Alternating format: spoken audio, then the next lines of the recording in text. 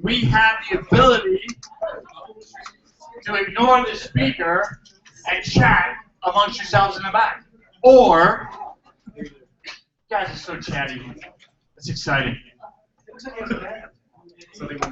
What? So here we are, gathered here today, assembled as we do each month, for the purpose of what? Fellowship. What does that mean? What is it about? Somebody's got the magic word? Begins with an E? Energy. Energy. What is it? Energy. That was not energy. That was so not energy. What is it? Energy. It's about energy. It's about tone. It's about vibration. It's about love. It's about emotion. It's about heart. It's about feeling. It is not about intellect.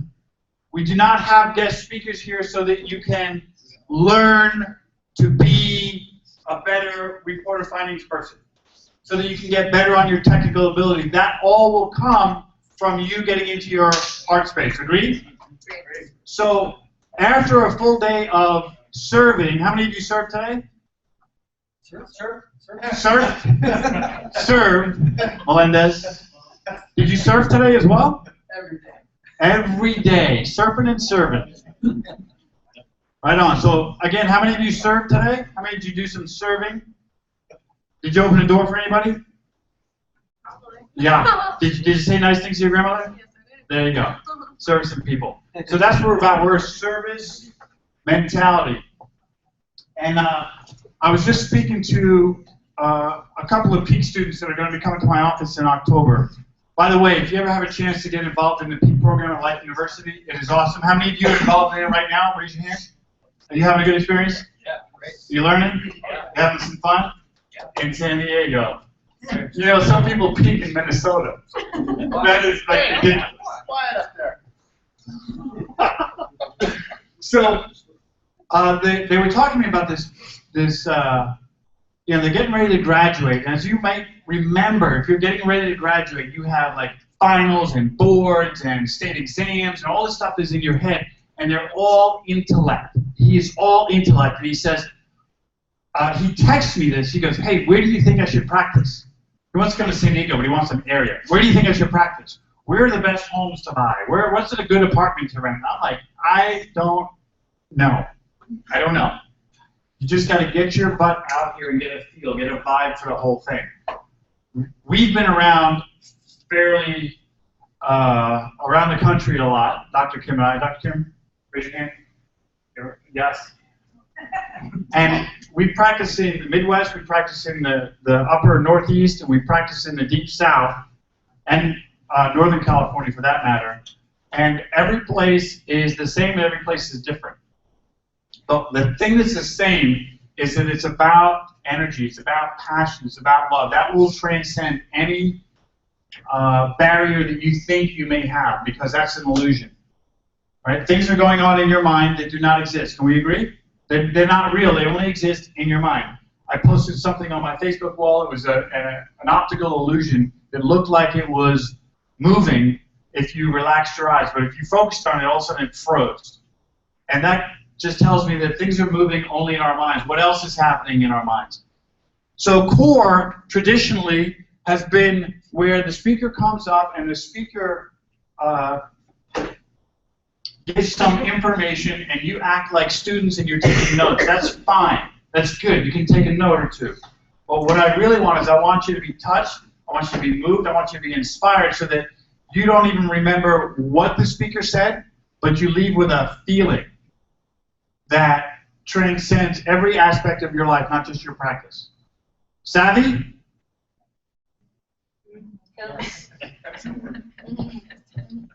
Okay, so let's get some announcements done. We have some really important announcements. First of all, do we have any new doctors in the house? Never been here before? New doctors in the house? This is my favorite part because they're like, what the hell's going on? Go ahead and stand up, introduce yourselves to the rest of us. Tell who you are. Tell us who you are. My name is Mike C.O.R.E. I practiced in Colorado and Massachusetts and Maine, and I moved here a couple of years ago. And I'm in Pacific Beach right now, but I had a foot surgery about a year and a half ago, and it's fortunately, I had a bad nerve block, so I'm getting back in the game. So you're back in the game. Back in the game. Are you back in the game? I'm back in the game. He's back in the game, ladies and gentlemen. Give him a hand.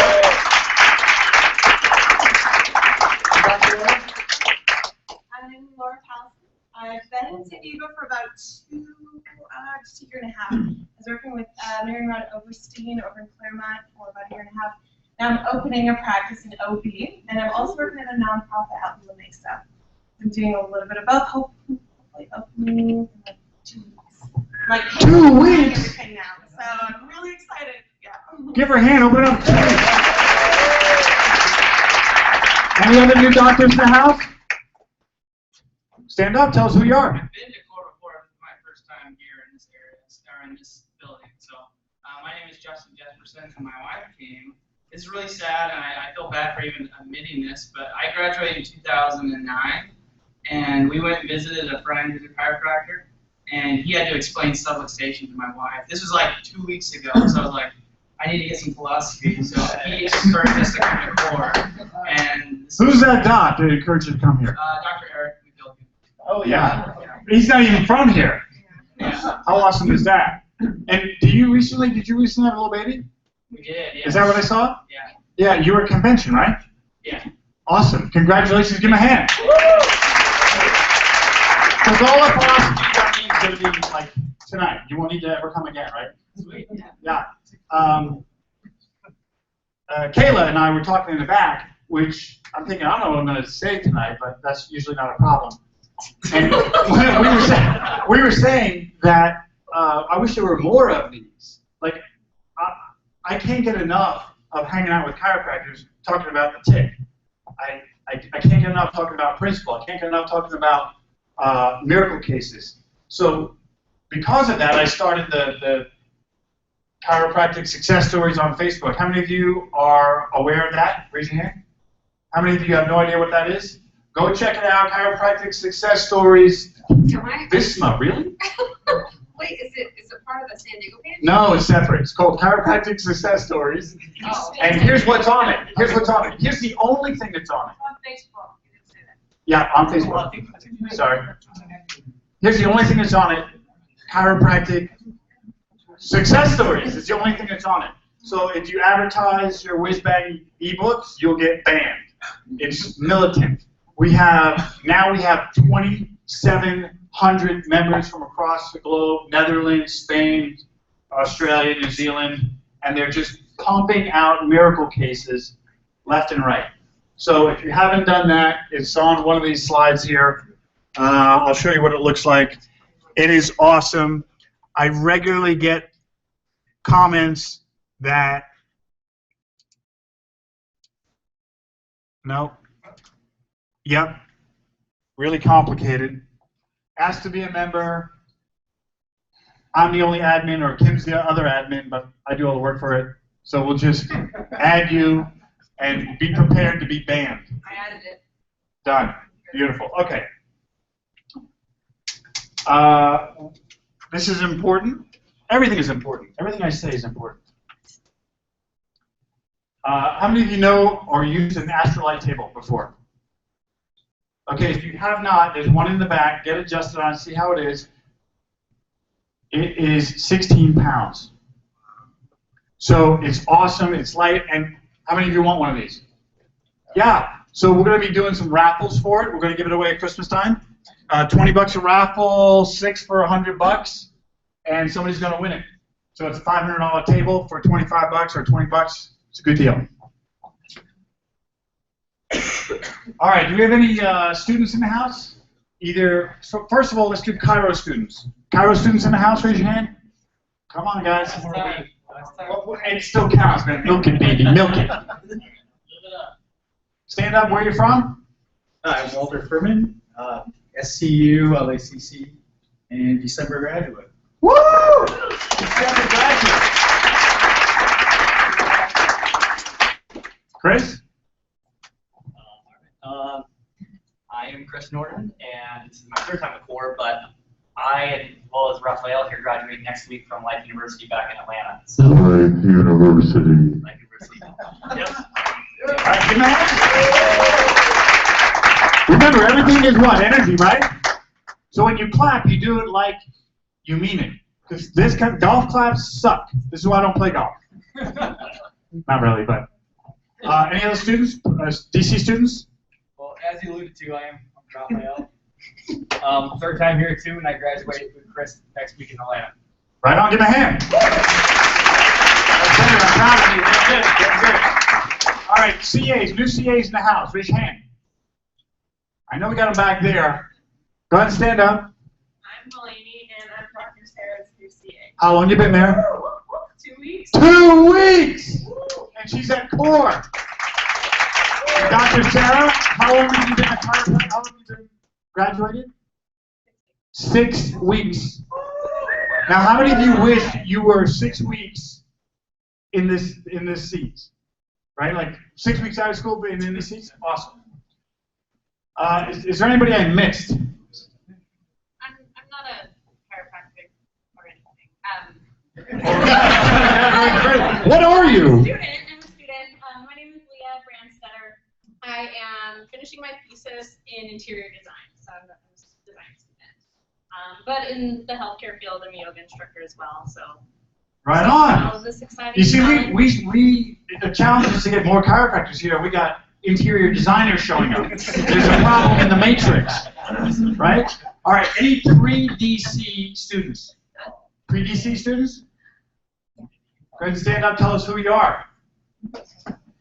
My name is Andrea, and I originally moved here to San Diego to go into my master's for acupuncture, and I have since then changed my mind, and I will be going to Life West hopefully beginning of like March next year. Awesome.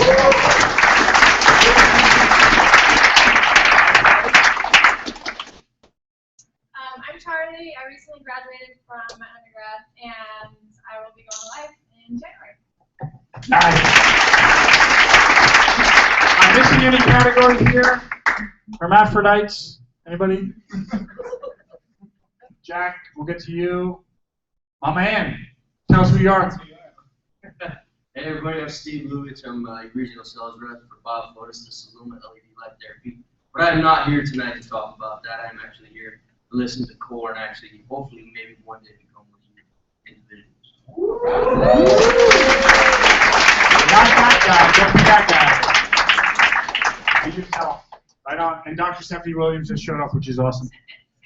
By the way, she's the only representation of the New Doctor of the Year award. Give her a hand.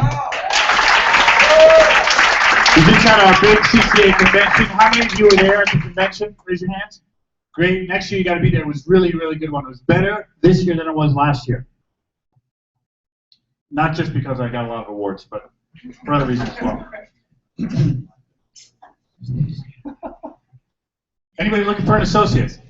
Anybody looking for a CA? Anybody looking for love? Anybody looking to see? Jay's looking for love? And you're looking for love in all the wrong places, though. Anybody have a practice for sale? They want to get rid of it. Stand. Give it up. Stand up and tell us about it. I'm Dr. Langford. Been in practice in South Bay over 30 years. 30 years? Probably around 32. And so I'm looking for somebody who wants to take it over. Do very well, very successful, and nothing about finances. I have finances. So I'm looking for somebody who'd like to transcend into the practice, start their own, and eventually take over mine, or purchase it, and I'll do maintenance, patients, and teach you how to do what I do, and have fun in the process. And how can they get in contact with you? You can just let me know, and I'll give you my card. He has my business information. I'm Dr. Langford in South Bay. I have a website. All the rest of the technology. I don't know how to use it all, but I have it. Dr. Sam's an awesome adjuster, so if you want to learn from him, I would recommend it. I've been adjusted at some of our Delmar Fair, and they live there. They're amazing adjuster. So if you want to learn adjusting, Yeah, if you want to, you can come down to the office. You can shadow me, and I'll teach you. Most of the patients don't mind if I show them what I'm doing and how I'm doing it, because I've got a lot of doctors come to my office and teach. So, you're welcome.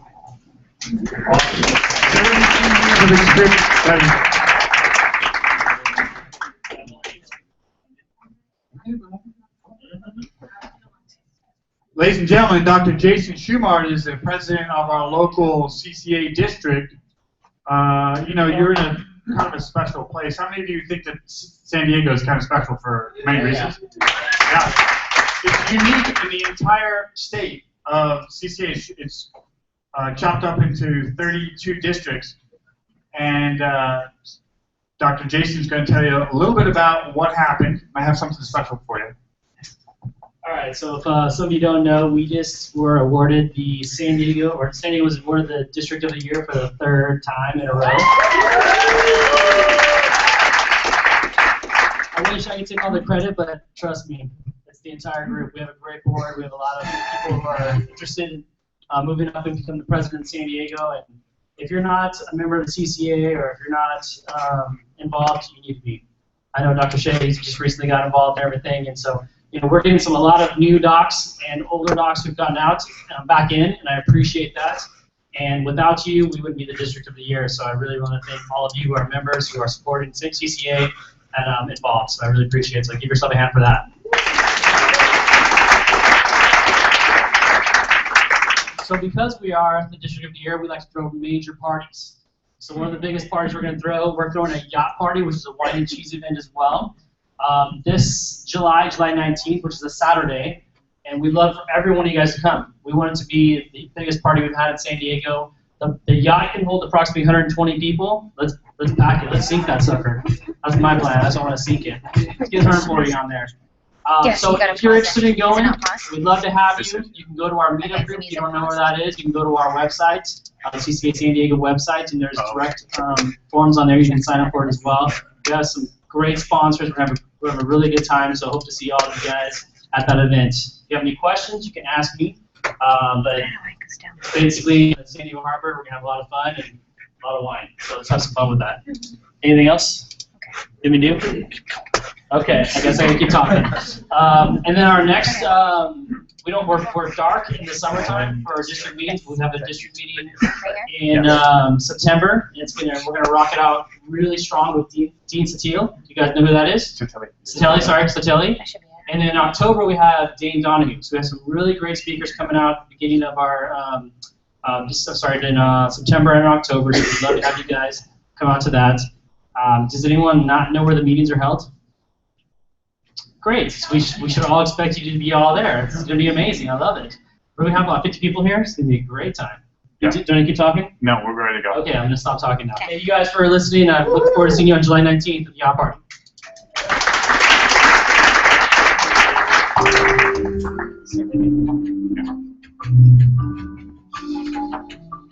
The reason CCA San Diego is so special is that we've got an amazing amount of synergy and inertia, and that we've got the camaraderie to go with it. We are all so very passionate about chiropractic. So much passion to improve the standing of chiropractic in California. CCA San Diego is a place to be. The care that we have for each other as human beings. We brought sexy back. And a lot of people feel like we're on the same team. We brought sexy back. Sexy back. Sexy back.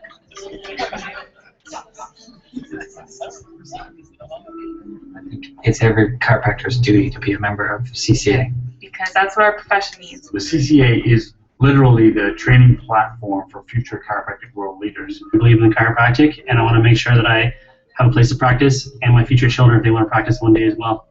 It's how I give back to my profession. It's how I serve my patients. It's how I build camaraderie with my doctors. I really want to be involved and become a part of a unit of doctors that are on fire for principled chiropractic in the San Diego area. Stay classy, CCA San Diego. We brought sexy back.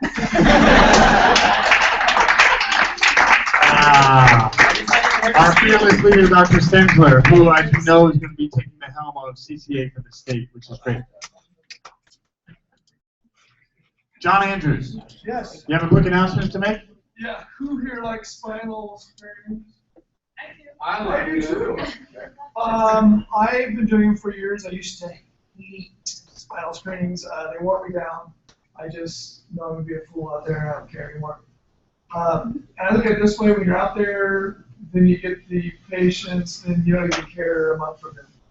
So who's been to UTC Mullen last year?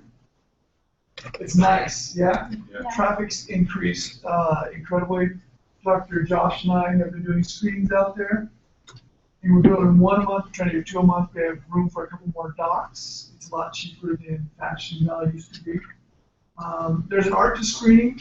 If you haven't done it for a while, you might suck at first. We have the greeters, which is huge.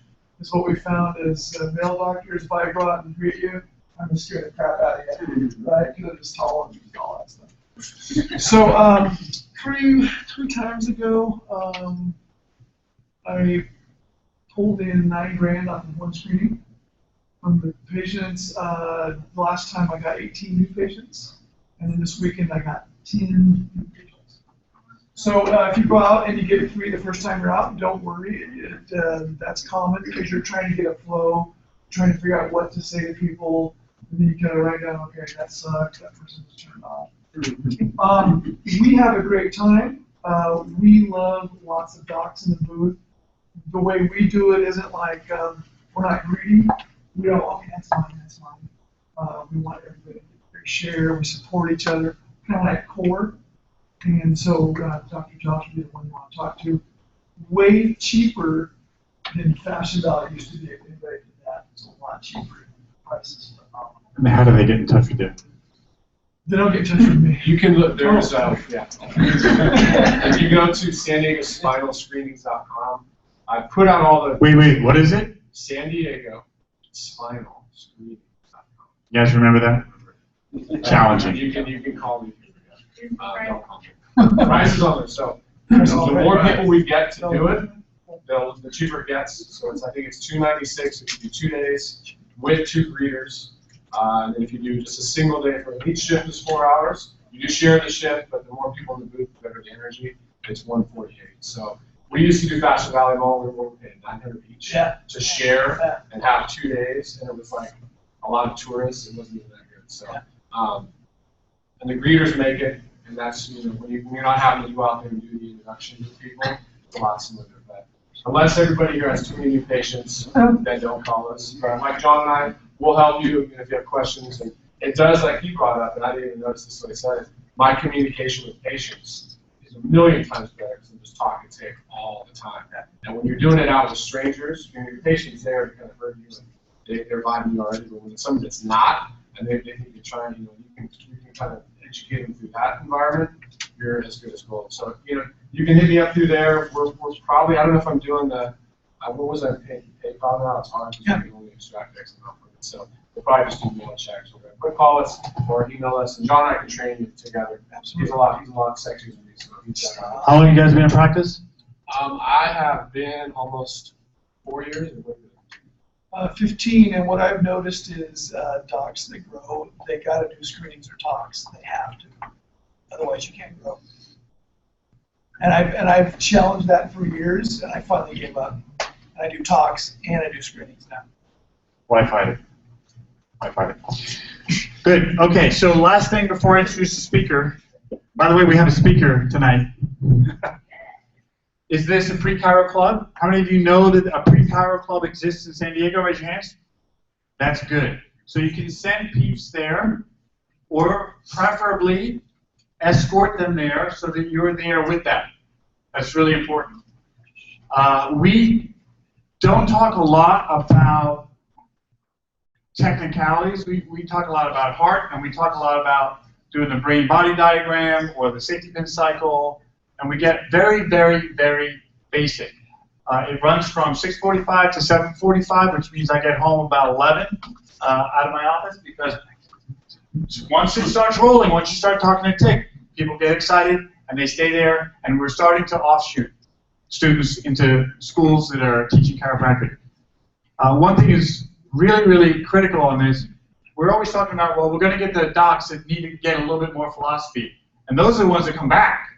How about the ones that are sitting in their office or watching, I don't know, the Iron Chef right now going, maybe that's a daytime show, I don't know, but they're staying at home and they're not getting exposed to chiropractic or chiropractors. And then they go and they think they can do it on their own. We can't do it alone. This whole planet is waiting for us to come together for a single purpose, and that is to save them, to tell them the truth.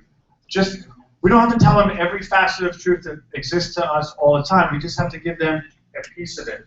Ignite a spark. That's what the Pre-C.O.R.E Club is about. So bring your peeps, refer them to us. San Diego at pre-COREclub.com is the way to go. Danny, which Wednesday do you do? It is the third Wednesday of every month.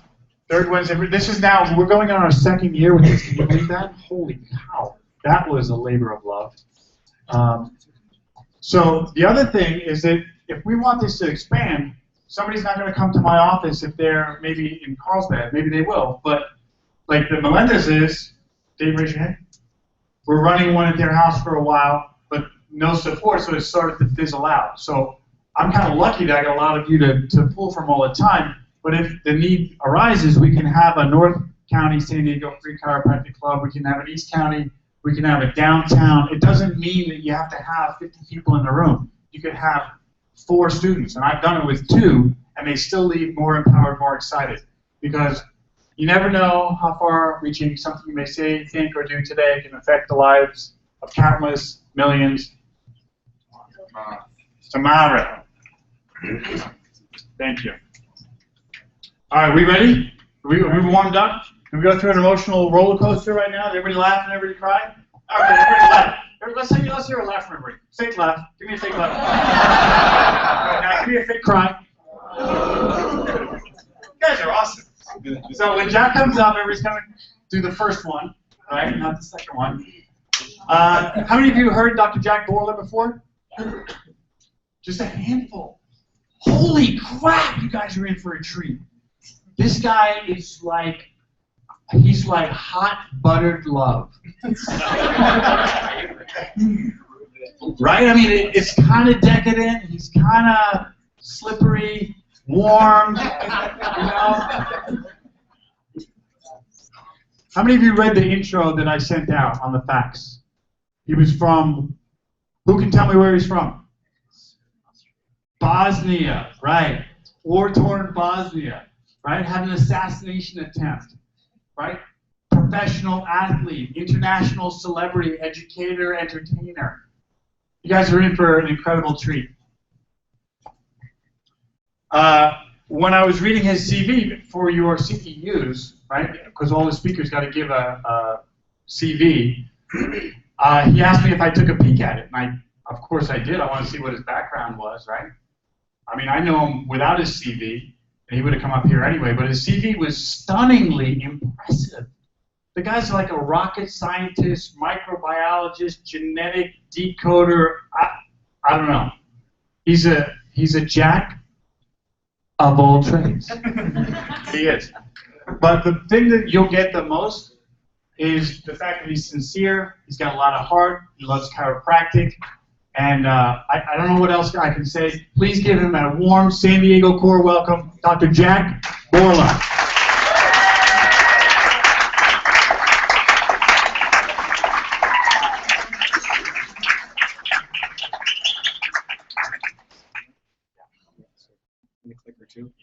Wow. Thanks. How you guys doing? Congratulations for you and you. Very exciting. Boy, I wish I had come to one of these things before I started school. I went to Palmer West School of Medicine. And I had no idea the extent of chiropractic that I now do. So it takes a lot of studies. But you guys are way ahead of the game for being here. How are we doing, Ian? Coming up. So I'm from Bosnia. I have no idea what Bosnia is. I'm from San Francisco, California. I have no idea what he's talking about. I'm not a professional athlete. In my head I am, but not in real life. I was the last heterosexual male born in San Francisco. Not that heterosexual is a bad thing, but that's who I am. And what I want to do is give you some ideas about what chiropractic is. Now, the thing is that some of you will disagree with me, and that's fine. What I want you to do is ask yourself, why does it you disagree with me? And see if you can talk yourself into agreeing with me. And if you can't, that's fine, because that means we're developing convictions for your beliefs. Conversely, if you find yourself agreeing with me, I want you to try to disagree with me. In your head, don't like throw shit at me. But I want you to try to disagree with me so that you guys can develop convictions, because when we develop convictions, we become very strong in who we are and what we believe in. So tonight's going to be about information I hope, which I will impart for you about developing convictions. Okay? So Danny already kind of blew the first slide. And have you heard this before? Have you guys heard this before? Yeah. So this is probably one of the biggest cliches that we've seen in chiropractic lately. You never know how far-reaching something you might think to or say will affect the lives of. It used to be millions when BJ said it, but now it's billions tomorrow. Here's the good news. While this includes you, you don't have to be responsible for the 7 billion people on the planet. So some of us think we have to see everybody. You know what? We can't. So take it easy. Be easy on yourself. Love yourself. See who you were intended to see. Serve them well, and move on. Does that make sense? So you don't have to see 7, none of us can see 7 billion. In fact, all the chiropractors in the world together could not see 7 billion people. There aren't enough of us. So if you have your mindset to think about competition amongst chiropractors, forget about it. How many chiropractors in this room? 50? There's enough people for everybody. So stop stressing about seeing all those people. Chiropractic communication is what I want to talk about. So I'm one of the co-founders of Schubel Vision Seminars. You guys ever heard of Schubel Vision? Have you guys ever heard about Liam Schubel? Yeah. Don't tell him you know who he is. All right? His head's already big enough. But we developed Schubel Vision Seminars with the idea that one of the short... Hi, guys. What did BJ say one of the shortcomings of chiropractic is? What's the biggest shortcoming he said back when he was still alive? Was the adjustment. That's what he said. We're really short of the adjustment. And I believe that to be true today as well. What we're really bad about is communicating. How do we communicate what it is that we do to the public? And how do we communicate amongst ourselves? So what you think, say, and do is extremely important in your efficacy as a chiropractor. So what we're going to talk about tonight is the types of communications that we have. Now there's all kinds of communications. There's unspoken communication. There's music as a form of communication. What we want to talk about tonight are 3 different types of communications, and that is self-talk, talk between colleagues, and then talk between chiropractors and their patients. This is the foundation of how we are in terms of our communication skills, the people that we're intended to serve. So self-talk is a chatterbox. We all do this. It's the things that we say to ourselves. Like right now, at this very moment, many of you, some of you are women, are probably looking at me and saying, what a handsome guy I am. Some of you, not all, some. This is the talk that we have, and this talk is actually what creates who we are. And the truth is this, the voice that we believe will dictate to us what our future is going to be like. So for many of us, we have this program running in our heads, which is somewhat destructive. I know for me, I grew up in the most loving house you could ever have. My parents are actually immigrants from Algeria. This is true, not Bosnia, but Algeria.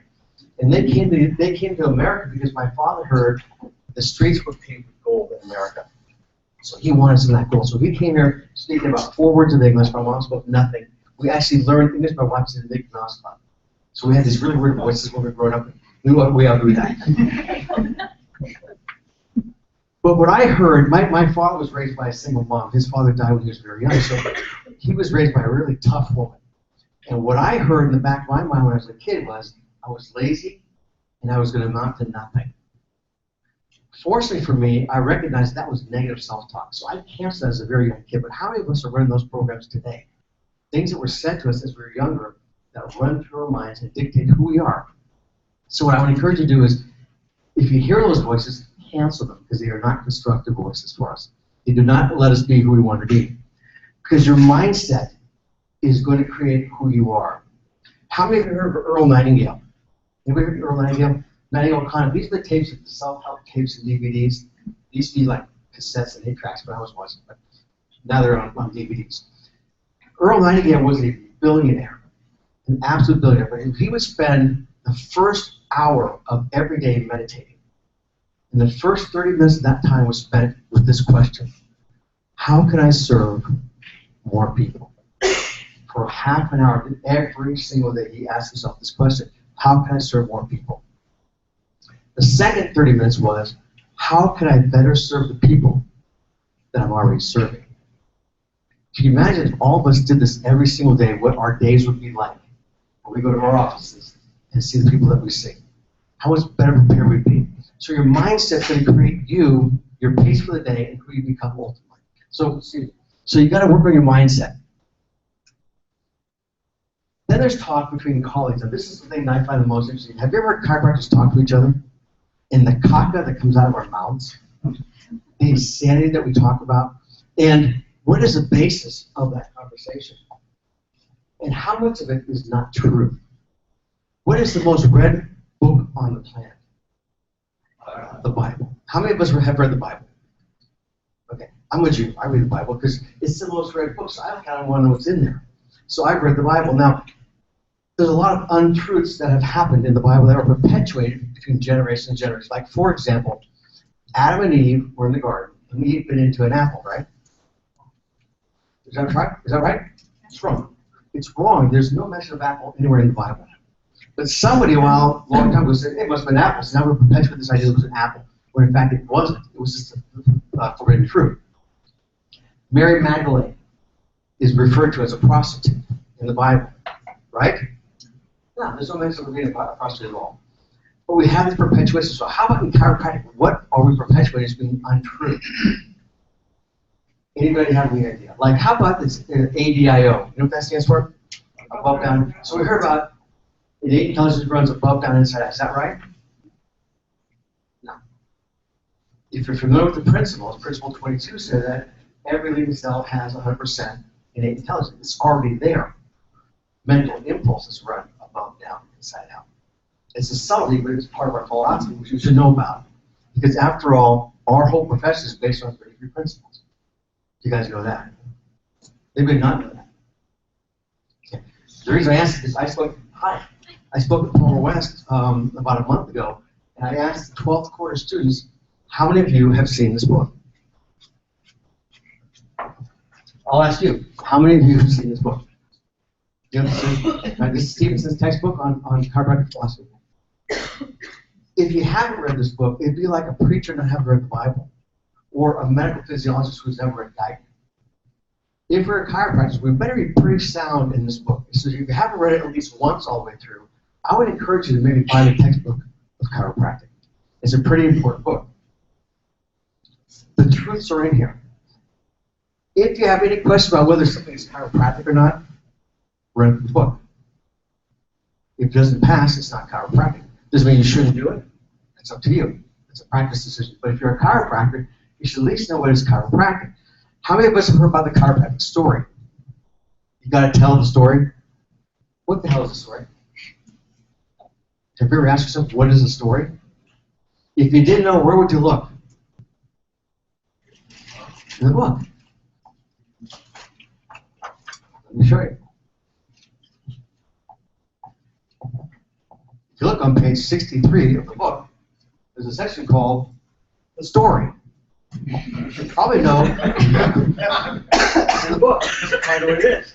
You should probably read it. You should probably become very, very adept at it, so that when someone asks you, do you ever tell a story, you don't tell them what they're talking about. The story is, what is that? Sean Dill's card. How about that? Sean Dill fell from heaven. Don't touch him, you're going to go to hell if you touch that. You guys know who Sean Dill is? Yeah. You're in trouble. So if you don't know what the story is, you probably should know it's in this book. In fact, everything is in this book. Nutrition discussions are in this book. Exercise is in this book. Everything you can think about chiropractic, what we do in our office, is either to address this book as being okay or not okay chiropractically. You've got to decide for yourself if that's for you. How many of you ever read this book? I'll bring my books on, guys. Who's seen this book, The Great Undertow? Okay.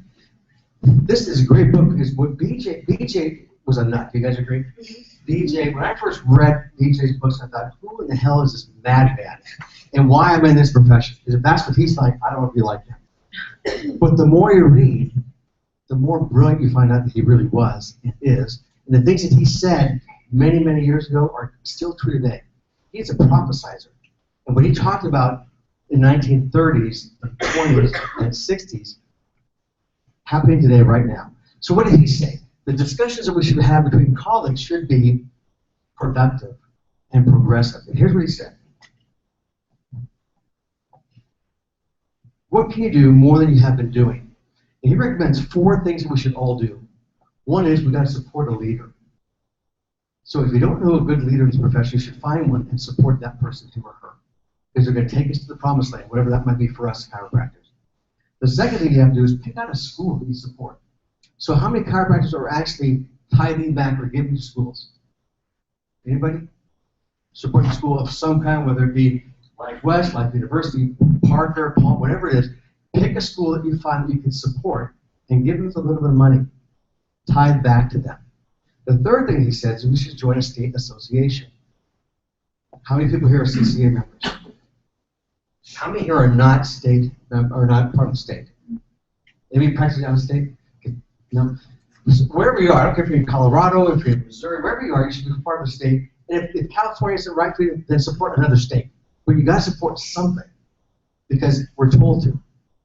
The fourth thing you have to do is you have to pick an international association. So how many people are part of an international association? Okay, good. If you're not, consider doing that because you know what happens in chiropractic doesn't just happen in the United States, it happens worldwide. So we need to be really, really supportive of chiropractic on the planet and the globe. So you can be either ICA or IFCO. I happen to be on the board of the IFCO. Steve, you're on the board of the IFCO. For me, that's the organization that resonates most with me. But pick something and then support. They're really not expensive, but they really are important. Because absent our support, they're going to fade. Absent the fading, chiropractic is in big trouble. How many of you think that chiropractic is in trouble right now? We kind of are. Right? We're losing our identity. We're losing ground to other professions. We don't really know who we are or what we do and why we do it. And so when you don't have those answers, guess what you should do? Go back to the book. It's right here. It's like $50. It's cheap. Read this book several times because it's going to tell you what it is that we're supposed to do. And I encourage you to get very, very clear on that. The other type of communication that we have is a talk between the doctor and the patient. And what is that all about? Are we talking about neck pain and back pain all the time? Or are we talking about the beauty of the human body, what it can do under good conditions? In my office, we really seldom talk about back. I was in my office this morning. I'm in San Francisco Bay Area, so I was seeing patients this morning. We rarely talk about back pain or neck pain or sciatica. We talk about their life. I want to know, how is their life doing? Are they doing the things that they want to do?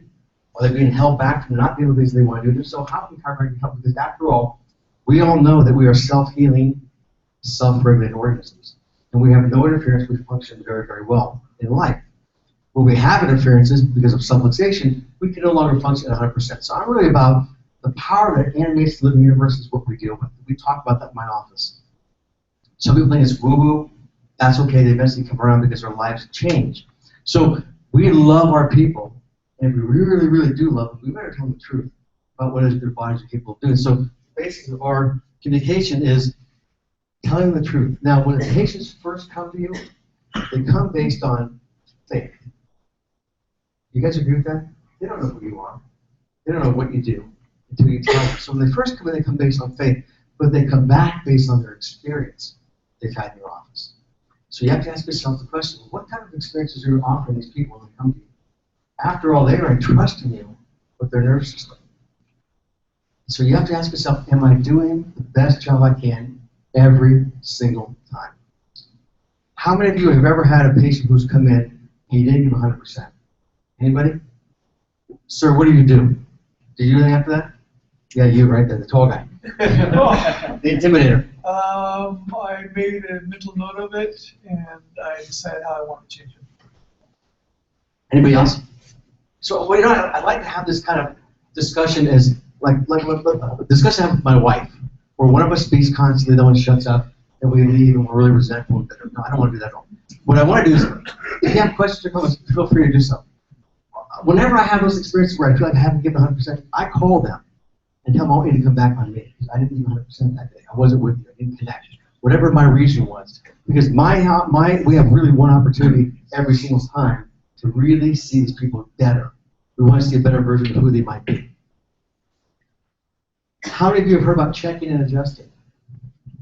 Right? What are we talking about to our patients? I tell my patients after the first time I adjust them, I hope to never have to adjust you again. Because if we really do a good job and their body does the right thing, will they suffer? Not as much, right?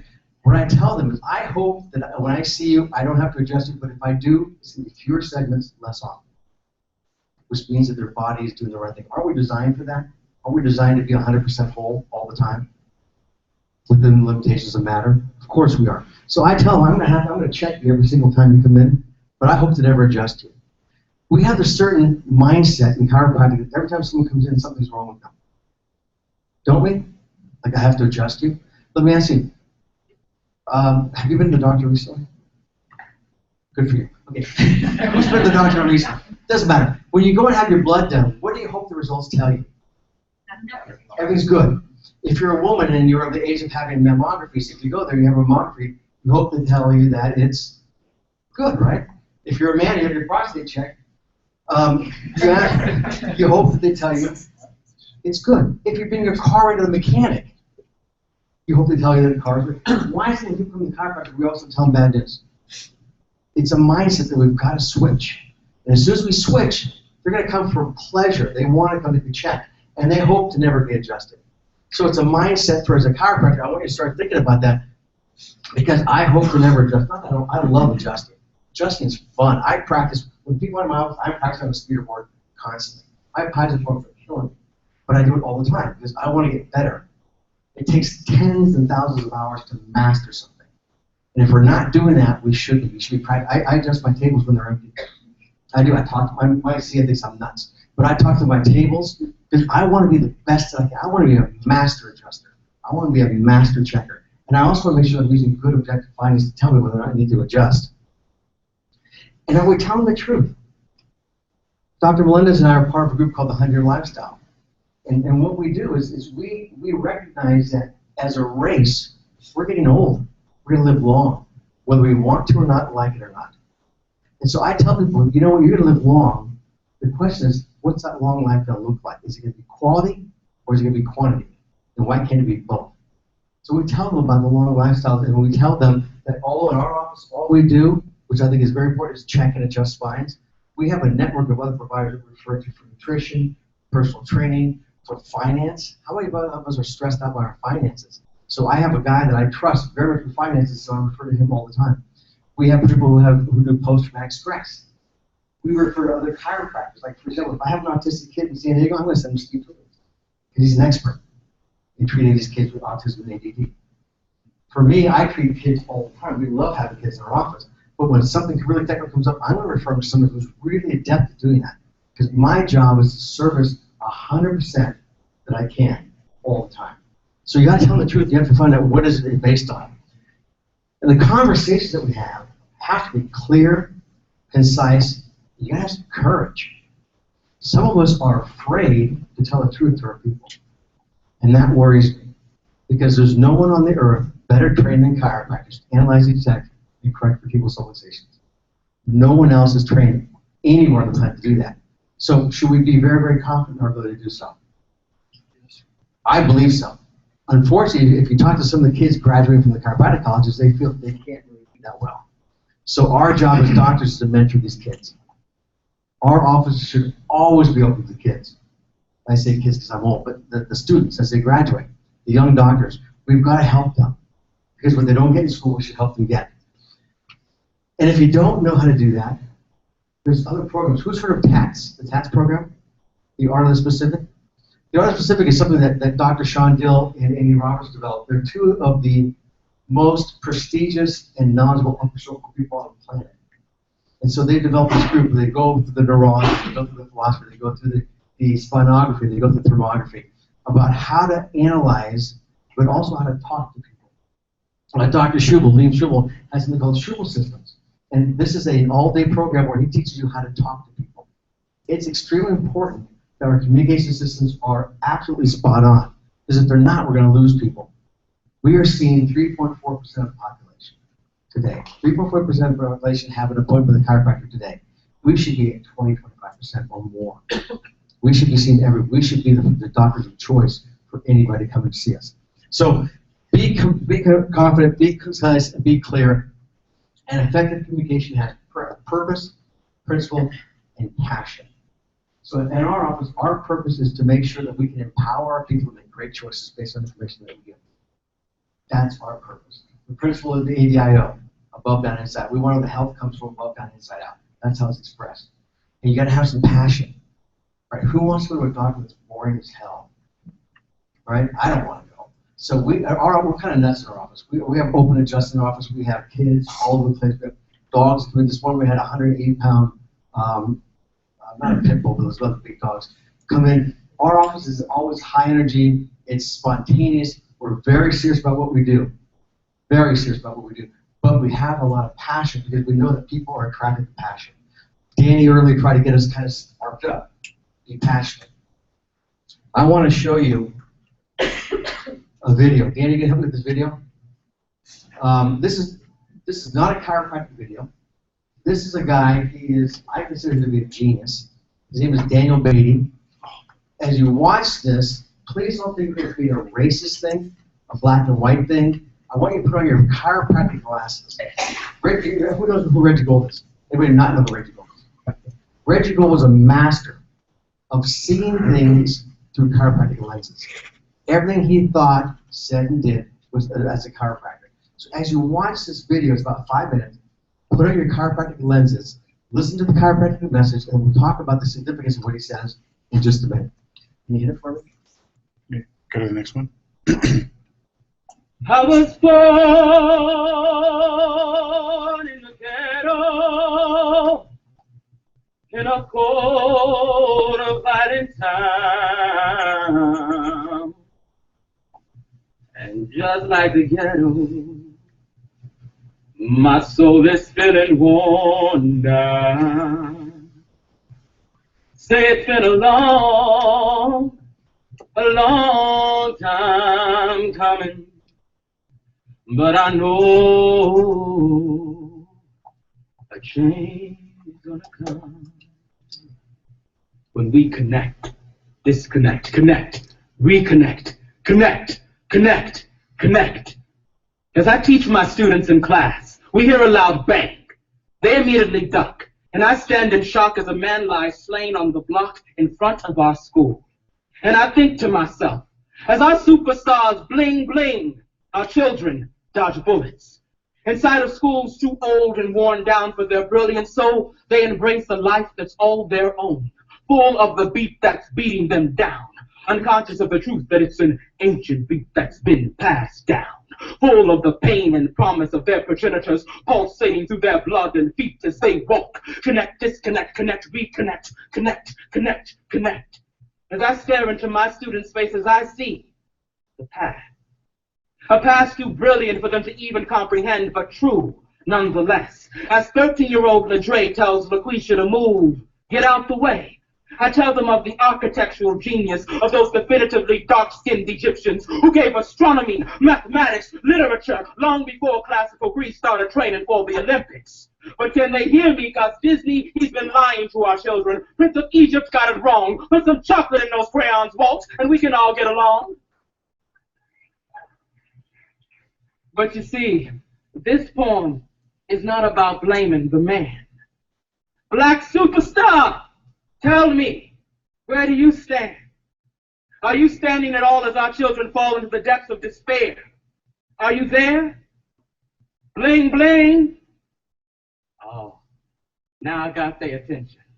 I'll hold you in poetic detention until you learn this lesson. Our children will watch BET and buy your CD before they will ever think of reading a book. So as you sip Alizé, think of the knowledge you took out of a brilliant young mind. You know it's a crime and you ought to be fined on every dollar you make. Make no mistake as you sit and chew steak, a starving black child paid for it. You are profiting off of our children's neglect. Put some thought in your lyrics and show some respect. Words are powerful. You have endless effects. So get over yourself and choose to connect to something greater than your own ego. And let our children know you care. I swear, I wish I could sell all your gold chains, diamond rings, and big cars and build better schools in the ghetto and make our children our stars. You are a suspect, disconnect, and we need you to reconnect, reconnect. It's your job, it's your sacred duty to do more than bling bling and shake your booty, because we are more than hot in here. This is hell we are living in, a school of black boys and girls who are killing. Better watch what you're killing for the killing them with, because they're all full of holes and their skin is wearing thin and their souls need some repairing, because their core's been devastated by the lies that they've been told, by the lies we all inherit. Artists, you are blessed with an ancient, yet you have hearts to inspire and souls to lift. Heal the psychic scars festering on the minds of our people. Say it from the mic, from the court, from the highest church steeple. We are more than some think we are. We are more than we think we are. Besides the b-ball and the football, now the tennis and the golf balls and education and finances, they don't cut off our. In case you want to file my words under bitter pessimist, let me take a moment to suggest that none of us is free when our babies feel oppressed. And though some of us might make it, can we collectively succeed when our future's being devastated, when our children can hardly read, when most of them have no idea, worse, the wrong idea of who we were and therefore are and might be? Give Mac Daddy some trigonometry, teach Hoochie some French, let Bebe and Shanae attorneys for the defense of our dignity, for the defense of our pride. Get jiggy with the truth, but this story is a lie. It's been a long time coming, but a change is gonna come, but a change is gonna come, but a change is gonna come when we connect, disconnect, connect, reconnect, reconnect, reconnect, reconnect, reconnect for our children. Woo. Imagine if you had that kind of passion. What you might be like in your offices. Imagine the impact you might have. Now, I'm not asking you to be crazy like this guy. This guy's a nut, but he's very theatrical. But the passion he has in the message, if you listen to the message, it's a chiropractic message. When he says black superstars, I'm thinking chiropractic superstars. We DCs in our offices, are we really giving back? Are we taking care of the kids? Are we taking care of the profession? We've been given a sacred trust. Are we guarding it? What are we doing with this profession? What do we do with each other? So superstars, you got to take care of your own, which is the chiropractic students. We have an unbelievable past. How many of us have studied the history? Simon Sensen is one of the great historians. There's a book called Chasing Dee written by Todd Waters. He just wrote another book about Mabel. How many of us know about these crazy characters that made up our heritage? You see, how can you go forward unless you know where you've been? So we got to go backwards, and sometimes we need to read a little bit about that. So I would encourage you, pick up these books, Chasing Dee. Pick up the book by Todd Waters about Mabel. How many have ever heard about Mabel? So, yeah, I know, right? The women, there's more women now in chiropractic colleges than men, but you don't even know who Mabel was. And believe it or not, she spoke more than BJ did. So learn who our heritage are, learn who these ancestors are, because we have a beautiful past, we just have to know about it. You see, the students don't have any idea where we were or are or might be. I say give them some philosophy. Let them learn the real basis of this profession. It's a beautiful profession. It's based on nature. There's nothing abnormal about the chiropractic profession, but we don't know this enough. So I'm encouraging you, please get involved with chiropractic philosophy, because our words are powerful. They have endless effect. We're born with this beautiful ancient gift. It's ours to give away. We're going to give away to our students and the people that we're blessed to serve. Because it is a blessing when someone comes in your office and you serve them. That's a blessing. It's an absolute blessing. Got to reconnect with the students. The students, for me, is the future. This is why I do so much with the students whenever I can. My offices are always open to them. I go around, I talk to different campuses whenever I can. Schubel Vision Seminars was built around the students. We travel around the country to where college campuses are. We want to attract the students. We want to make this a profession that's growing, vital, and influential. This is what we want. Who's heard about we're standing on the shoulder of giants? You guys heard this expression, right? The DDs, the BJs, the Fred Barges, the Sid Williams. Who knows who's next? But the truth is this. At some point, we must be the shoulders that people stand on. It's part of the maturation process. Right now, as students, you're going to go through this process where you learn. And that's all you're going to do. You're going to learn. And then the maturation process will then afford you this opportunity to kind of think.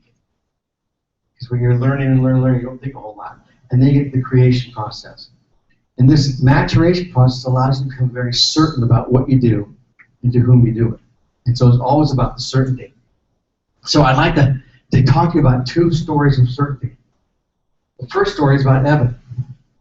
The kid on the left is a little boy named Evan. He'll be 5 on July 31st. The kid on the right is me. This is my son. Yeah, I know, the old guy with a five-year-old son, it happens. Roxburgh. So my wife is pregnant with our son Evan, and she is studying to be a rocket scientist in Strasbourg, France. And she decides that she wants to have a home birth. And I think you're effing nuts. I don't want to have a home birth, but she wants to have a home birth, but it's her body, and the worst thing we can do is argue with a pregnant woman. So I'm not arguing. So she starts to look, watching friends on the internet, starts searching for midwives in our area, and I did the same thing. And coincidentally, we both found the same midwife that we liked. So we hired Rosanna and her team.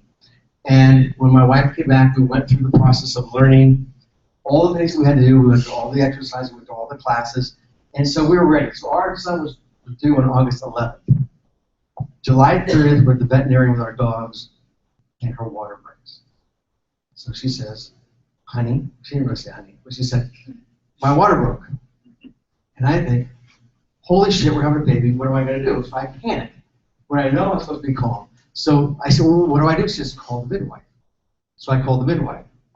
And I said, Roseanne, we're at the vet's, water broke, what do we do? She says, go home.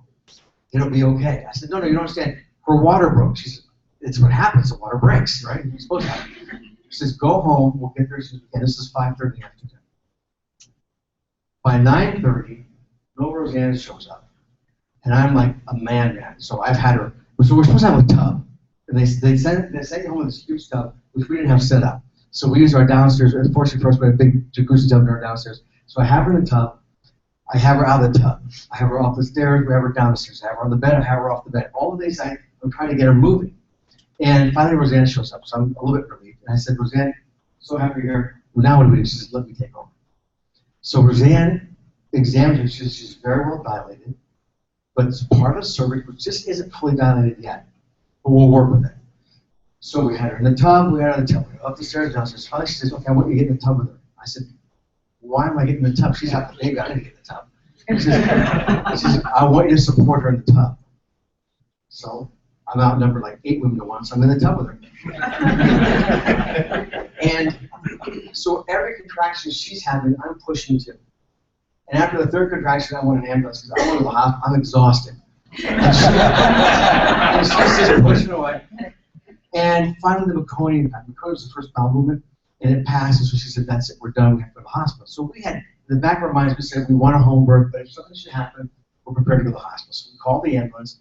She gets in the ambulance, we go down to the emergency room, and fortunately for us, there was a midwife on call. So the midwife was there. And what had happened is that the part of the cervix had been pushing on Evan's head. So for 6 hours, he'd been doing this. For 6 hours. And so she examines him and she says, you know, I think we should probably monitor it because I think there's some distress going on here. I said, at this point, whatever it takes, I want my wife safe, I want my baby born alive. So I said, whatever you can do. So they monitor him, they put this thing in his scalp. Have you guys ever seen this before? And she says, he's in great distress. We're going to call the emergency pediatrician, have his team ready. So I had envisioned this, you know, baby coming out, I'm going to cut the cord out of this whole thing, you know, put the container away, have a great thing, and never happened. So the emergency pediatrician comes in and examines her and says, okay, let's get this done. So finally the midwife, out comes the baby. Now I had been there for my daughter's birth, and so I know what a really good, healthy live birth looks like. When Evan was born, he came out, he's got these beautiful kind of blue-green eyes, and he's really vivacious, but when he came out, he had yellow eyes, he was white, he didn't move, he didn't breathe, he did nothing, he was just a dull jelly. They immediately cut the cord, they whisk him away, and they start to work on him. And Erin, my wife, had no idea what was going on. So I said, Erin, I'm going to go check on the baby, see how he's doing. So I went over to the doc, and I said, Doc, you know, what's going on? I gave it to me straight. He says, well, we don't know. I said, well, what are the possibilities? He said, the possibility is that he's not going to make it. I said, give me some more possibilities. He said, he could be here for a long time. We're going to take him upstairs, we'll take him to the neonatal ICU, we'll work on him, and we'll call you when he's ready. It'll be a few hours. Go get your wife something. So I said, Erin, everything's going good. Let's go to the room. So we get her something. I said, I can't wait. So about 25 minutes later, I go into the neonatal ICU, which is, you know, it's a gowned area. I bust right in, I look across the room, and there's the doctor and the nurse, and they're just standing at the bassinet, not doing it. So my first thought was, being Jewish, negative as I can be, I said, he's dead. So I ran over and I said, Doc, what happened? And he says, oh, I forgot to tell you the most important part. So when he's going to take him upstairs, I said to the doctor, may I please take him to see his mom, thinking that she may never see him again. So he says, of course. As I'm bringing him over to Erin, I said, I'm a chiropractor. I should be doing something. What are we trained to do? We're trained to check and adjust. So I said, Erin, just hold him for a second. So I felt his neck. And remember, he'd been doing this. for 6 hours. So I adjusted his atlas, which was somewhere in Nebraska, and to the degree that I could, I pushed it back into the pipe. I thought I did, and I gave it back to the doctor. Then he went upstairs. So I said, Aaron, I'm going to go and see. I go and see him. So the doctor was up, and he says, we don't know what happened, but it's completely normal. The after-hour score is 9+. You can take it. Yeah.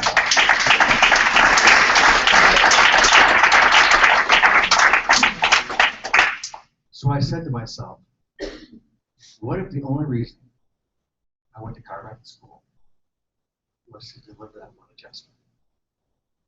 $150,000, whatever it's going to cost you students, or $200,000, for me, it's worth every penny. My kid is a normal kid. He's almost 5. When he was a year old, he started talking early for a boy. His boys don't talk much at all, but they talk a little bit later. And coincidentally, my wife Erin happened to read in the newspaper, and Stanford was doing a study on children who speak early. They wanted to enroll her. So she said, should we enroll us? Why not? So she enrolled him in the study, and the doctors evaluated him and said, well, it's kind of, maybe, we don't know, bring him back when he's 3. So a week before his 3rd birthday, she brought him back to Stanford for this evaluation. It's about an 8 to 10 minute test. He was there for 45 minutes. And he tested at 100% for vocabulary retention for 11-year-old. Right? He's never had a vaccine. He's never had any medication at all. He's had an occasional runny nose, and when he doesn't feel good, he says, Daddy, can you check me? He gets checked every Wednesday at 1 o'clock. He and my wife come by my office, and we check him both at that time. I didn't do foot pads. I didn't do laser. I didn't check his fish oil level. All I did was I adjusted. And here he is today. So, is that a miracle story? I don't think it's a miracle story. I think that's just an amazing story. Because when the body works right, it's amazing. It's not miraculous. It's just who we're supposed to be when there's no interference. So that's the story of Evan. The second story is about a guy named Angel.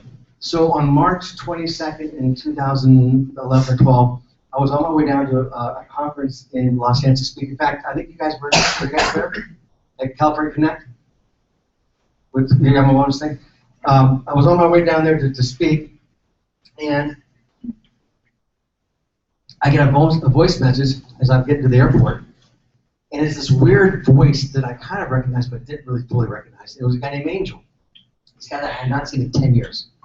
And he calls me and he says in a very weird voice, Dr. Jack, I think I've dislocated my hip. I need to see you. So I immediately call him back, and I said, Angel? And he said, yeah. I said, this is Dr. Jack. I said, what's going on? And again, he's got this really weird sounding voice. And I said, you know, did you really dislocate him? He said, it feels like it's dislocated. I said, well, then I need for you to either go to the emergency room or go see a guy, a friend of mine, another chiropractor named Rick Mahaffey. He says, he's down the street from me. Go see him. He's really good with extremities. Have him by with. There's no, I want to wait for you. And I said, that's not a wise thing. If your hip really is dislocated, you should not wait over the weekend to see me. Go now. He said, no, I'm going to wait for you. So I said, all right, Monday morning, just come to the office and we'll take care of it. So Monday at 9 o'clock, the front door opens and this guy walks in with this really weird walk. And he's waddling and he's not really there. And he begins to talk to me. He's got this weird voice, which I don't recall him having. He's a contractor, he played soccer, he's just a really active guy. And his wife comes in right after him. And so I said, well, Angel, what's wrong? And he says, well, I think I dislocated my hip. I said, well, listen, I'm not a really hip guy, but let me take a look at you. So I look at his hip, I said, there's really nothing wrong with the hip. But why are you kind of talking like this? And he said, this is March 26th. He said, well, early January I had a stroke. And I've been in the hospital ever since. I got out last week. I said, what do you mean you had a stroke? He said, I had a stroke out of nowhere. Oh, and while I was there, they took out my gallbladder, because who the hell needs a gallbladder when you're in the hospital? Take it out.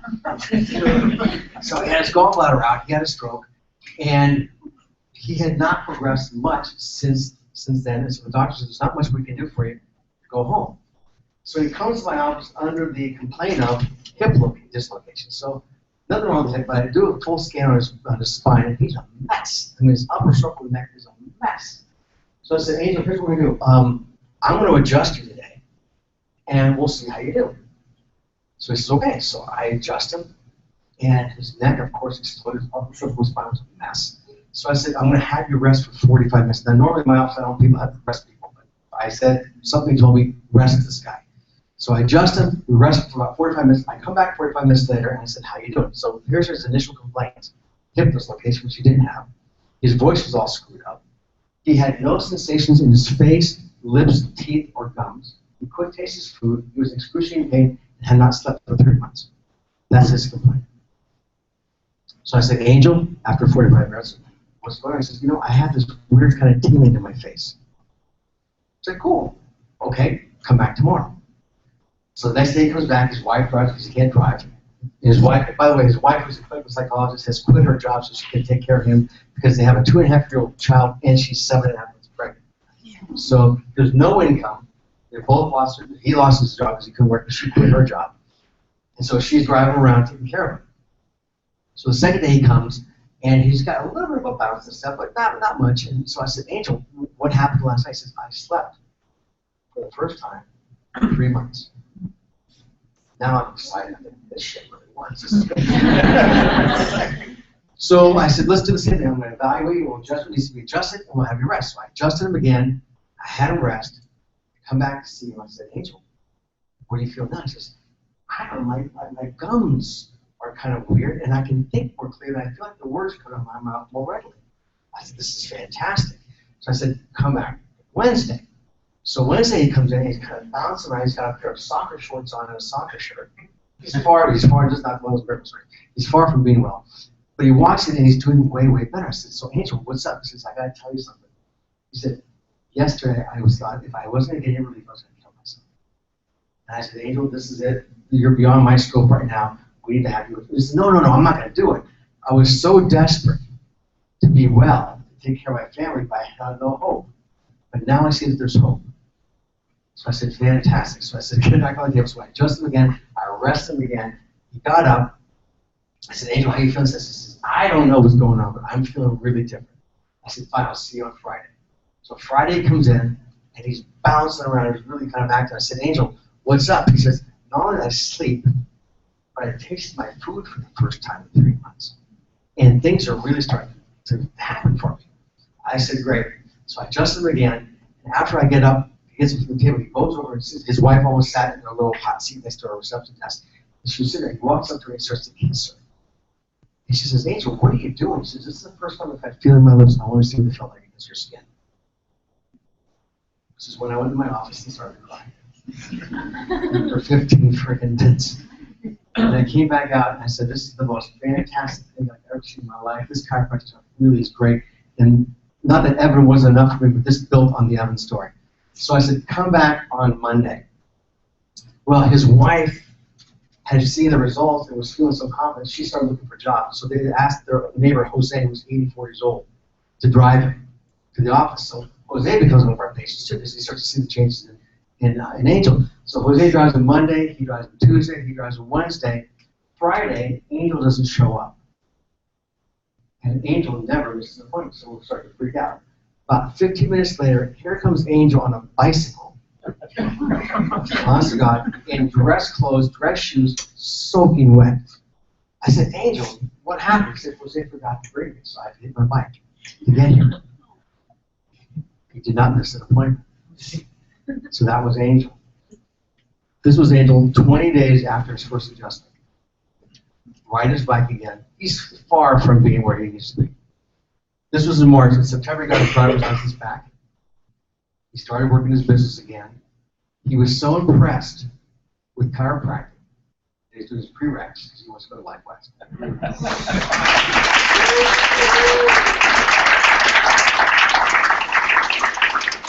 And that's not me. It can happen to anyone who lives chiropractic. It's about believing in what we do so much that you'll go out on a limb to help someone. He went back to see his neurologist. When she walked in the room and saw him, she cried. And she said, Angel, what have you been doing? He said, chiropractic. So she wants to co-author a case study for this case, because it's a remarkable case. And why don't we see this all the time? Because we don't talk. We're afraid to talk. We don't have the courage. So we asked about this beautiful profession. Well, what's it for you? We are the me generation. Me less than you guys, because I'm about 4 generations older than you guys. But we always are asking, what's in it for me? And there's a book, another green book. So you know there's 37 green books. There's 39 volumes, 2 are missing, but there are 37 volumes. This is one of them. This is called The Glory of Going On. This is a great book. Anybody read this before? Steve? If you haven't read, this is a beautiful book. It reads really, it's not like the first books that BJ wrote. This makes a lot of sense. But initially. But we ask, well, what's in it for me? I mean, yeah, it's fun to adjust, and we like to get copies on the graph and stuff. But what's really in it for me? And you probably have heard this quote before, but I want you to let it sink in a little bit.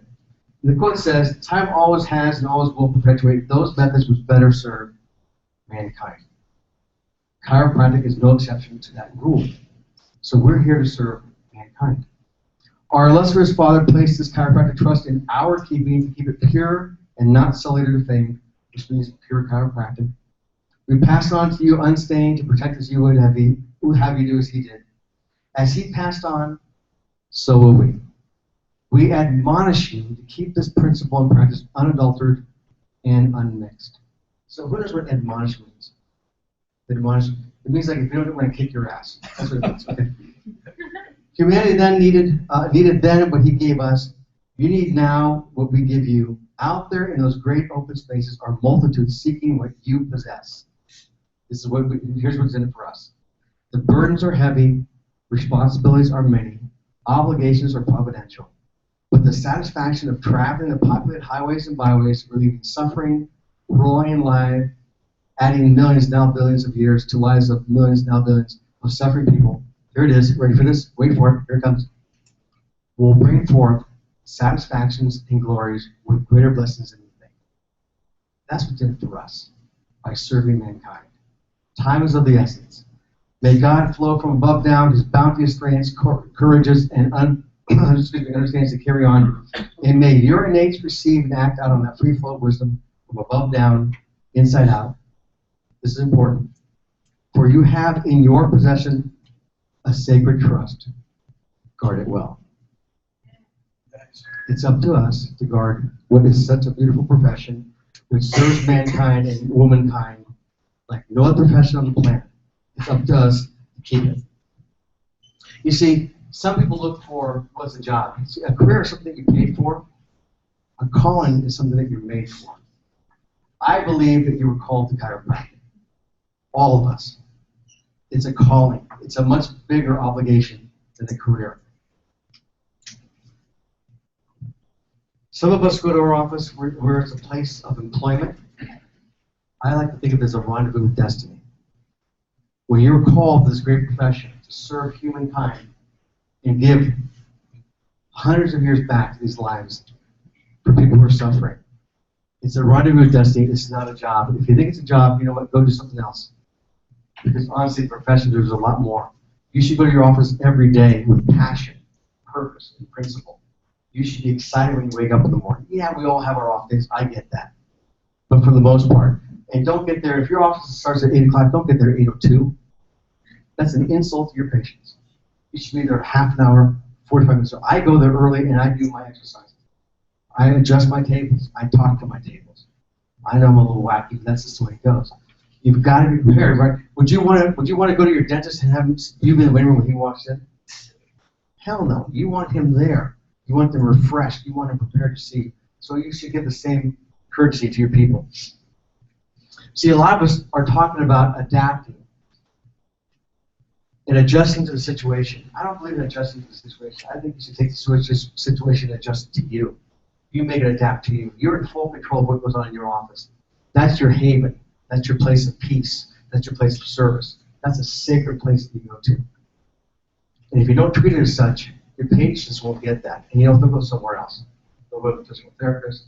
They'll go to acupuncture, something wrong with acupuncture. They'll go to the naturopathic doctor and take vitamins instead of having their nervous systems checked and corrected when necessary. It's highly important to take this profession seriously. This is a real calling that we have. This is not an obligation. You guys have spent a lot of money, spent a lot of time to get to where you are. And it's time for us to pay respect to the profession. I guard it well because it's a sacred trust. The effects that we have are unbelievable. I'm going to give you one more quick story. I'll let you go. Dr. Stu Bittner, you guys know who he is? In Lake Tahoe, California. He's a great guy. He's kind of spiritual, but he's a great guy. And he'd been taking care of this kind of longshoreman for about 3 months, seeing this guy 3 times a week for 3 months. And every time he came in, he brought his 5-year-old daughter with him. And for 3 months, he would say, "How's your life?" And the guy would say, "No different." Every time he come in, "How's your life?" "No different." For 3 months. He said, "That's really kind of odd." So he thought, maybe I should ask my daughter. So he says to the man, "Would you mind if I asked your daughter a couple questions?" And I said, "No, not at all, go ahead." So Dr. Bittner says to the little girl, "Honey, your dad's been coming here for 3 times a week for the last 3 months, and you've been here every single time with him. Have you noticed any changes in your dad?" And she says, "Yeah. He doesn't beat me anymore."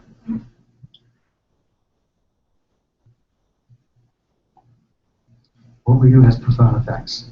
Take it seriously. The gate and must thank you for your time.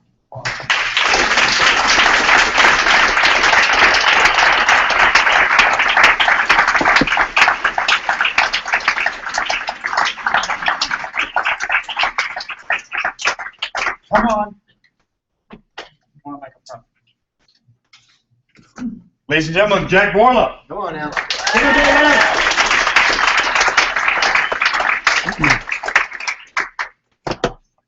What do you got? We got a little gift for you. I love gifts. So come on here, front center right there. Now, all the way, like, there were so many different points. How many of you enjoyed the story? And stories, right? Stories because we can relate to them. Stories because this guy's a man of heart. Stories because he brings up the energy. And he makes us think, like, oh, can I do better? Oh, am I doing the right thing? Oh, is there a source where I can go back and get some information? So we want to honor you, Jack. And we give you this little globe, which is about as big as your testicles. One testicle. I'm not on mic, so this is good. And it says, "We honor you for your impact on our world." For Jack Borla. For you, brother. Give him a hand.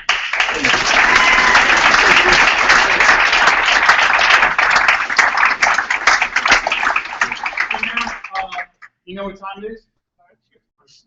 Take your time. So let's get some lights on, and you don't know about this time. No. Okay. Yeah, take your clothes off, Jack. Perfect. Get some music on. Charlie, can you coordinate getting rid of the first 2 rows? Pull them aside.